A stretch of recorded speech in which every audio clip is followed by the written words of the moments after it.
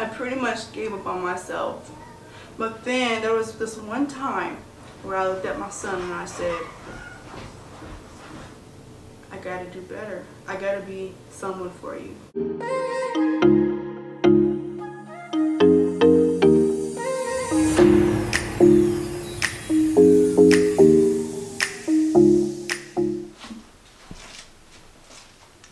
What's up? It's your girl Beauty, and today I'm going to be talking to you guys about when I had my first child.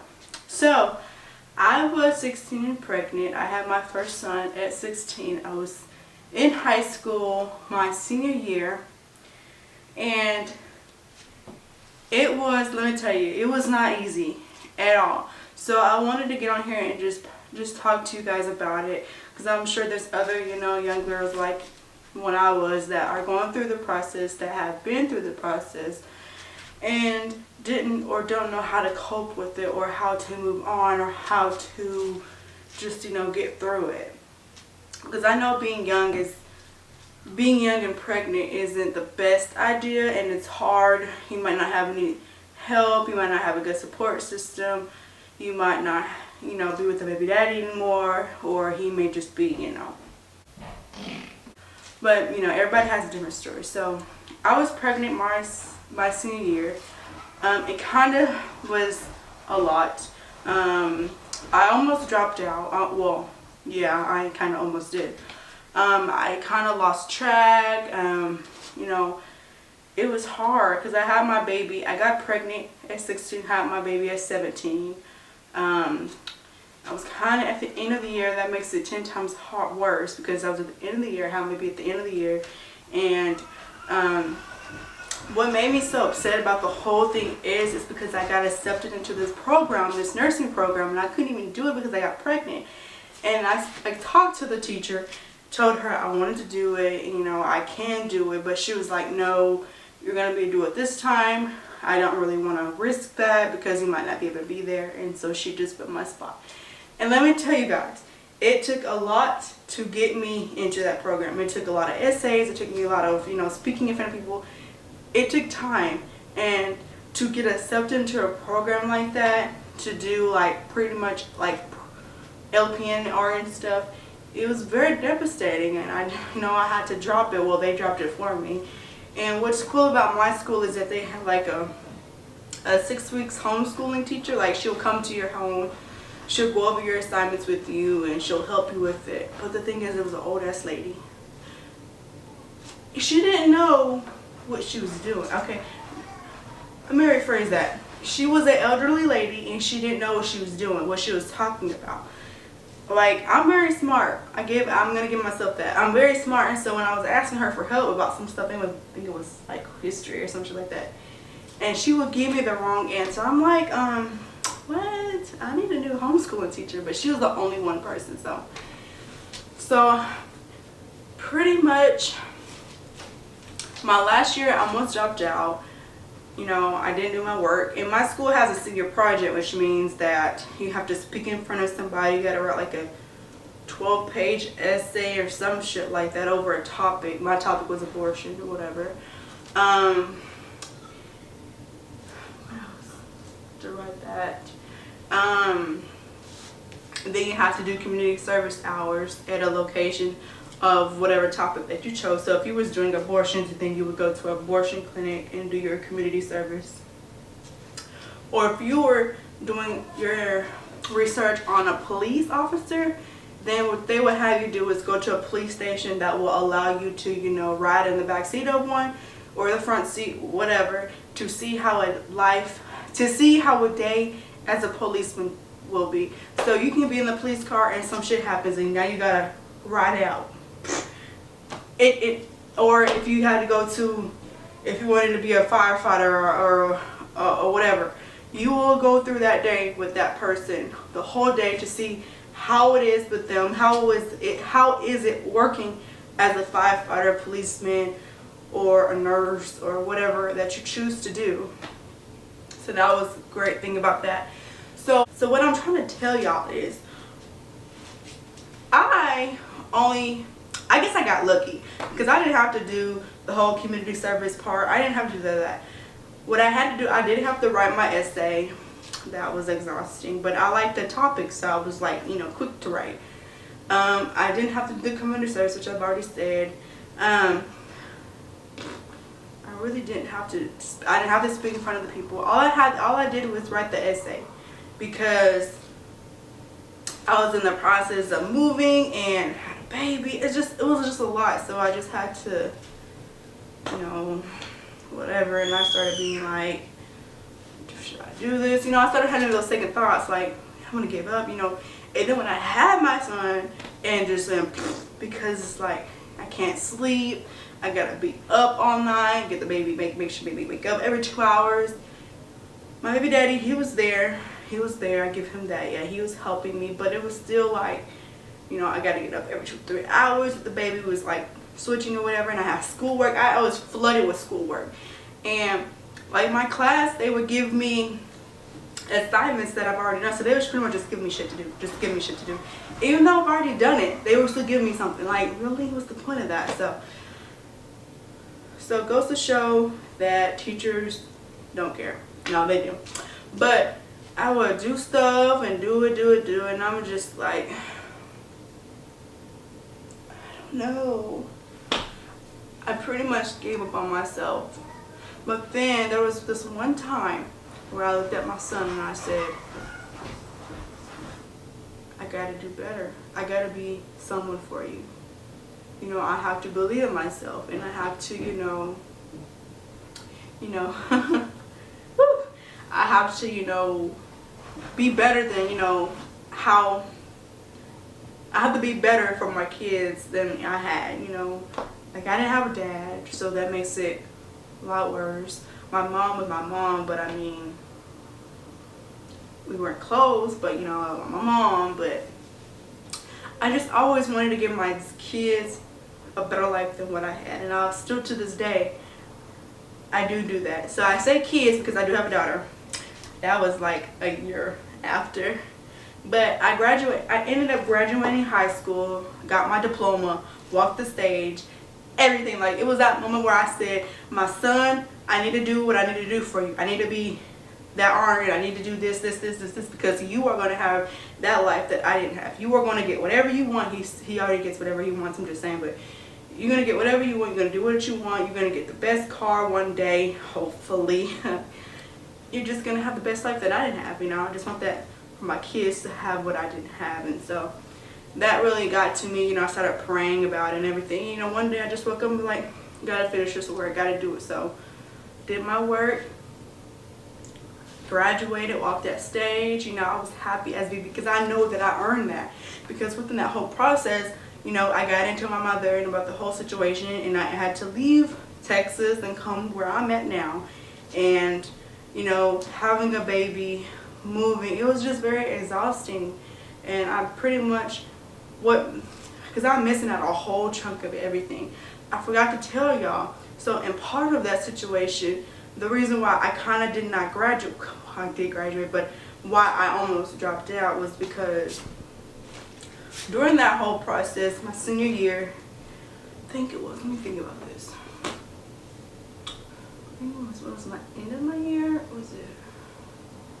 Basically, it was during that whole situation, I ended up having to do homeschooling. Was that? Yeah, after I had my son. My mom and I got into it, blah, blah, blah. I ended up having to move here, and I had to finish my courses in here on the computer.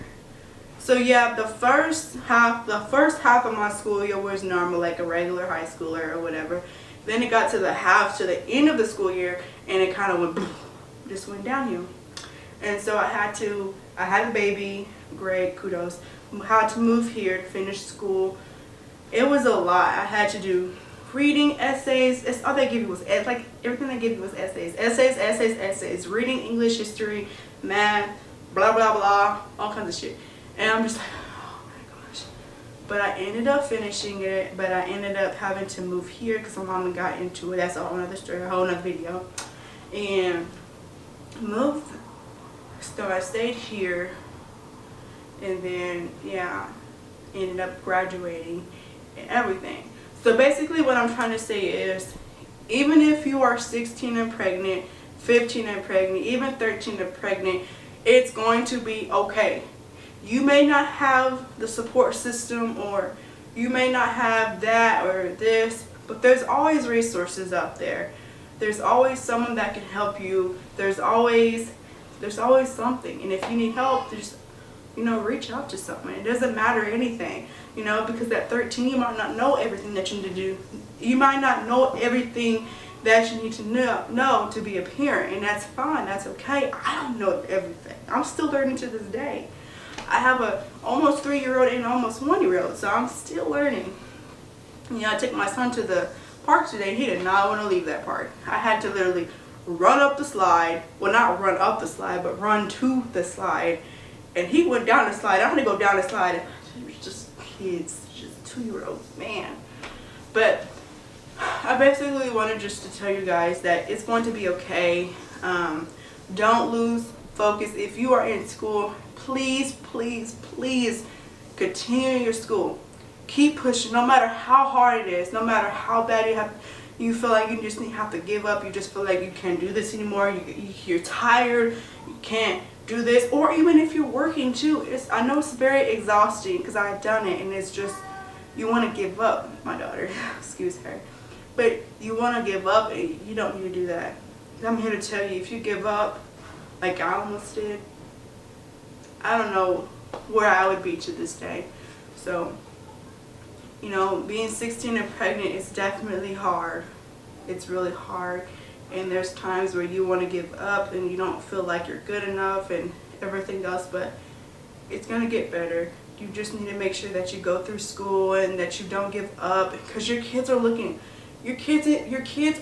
up to you. Like, you are your kids' role model. Yeah.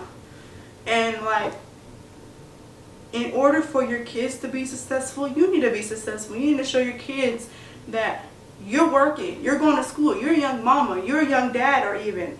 You have to keep pushing. Do not give up. Because if I did, I don't know, I wouldn't have this Apple Watch on me. I know that. So just bear with me. I'm going to do like a whole a labor thing with you guys on how it was my first child.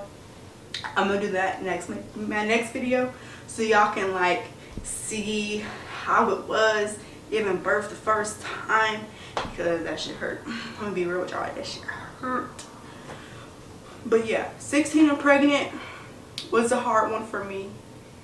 Was very hard. I never imagined myself being, I always loved kids. I still do. I love babies. But me being pregnant, like my senior year, I'm supposed to be partying, like drinking, having fun. Well, not drinking. Don't ever drink at 16. Wait till you're 21, okay? But I'm supposed to be having the best time of my life. But no, I'm a mama. And so, still to this day, I have never been to a party. I'm weird, I guess. I don't know. But I've never been, I've been to a kid party, like a Chuck E. Cheese birthday party. But I've never been to a freaking party and I'm like, oh, I'm not even 21 yet. See, I just gave you guys my age almost. But, I'll be there. I'll be 21 soon, though. You guys don't know how soon. It could be 3 years from now. It could be 1 year. It could be 5 months. Who knows? But, yeah. I wanted to get on here, you guys, and just share my story with you guys and share how hard it was being 16 and pregnant. Some people may not have their baby's father in their lives. I had my baby's father in my life. I still do. So, I don't know. I see my mama be without my dad. And that's what's made me so strong about having my kids' father in their lives, because I didn't have that. And so making sure my kids had that was definitely a top priority, because baby, being a single mother of 2, sometimes I do feel like I'm a single mother, because he be sleeping, I'll be like, babe, get up, what you doing? And he just, I'm like, really? Right now we're in the process of he had moved back to Texas. I'm still here. My grandfather died and I don't really want to leave my grandmother right now, so that's why I'm here still.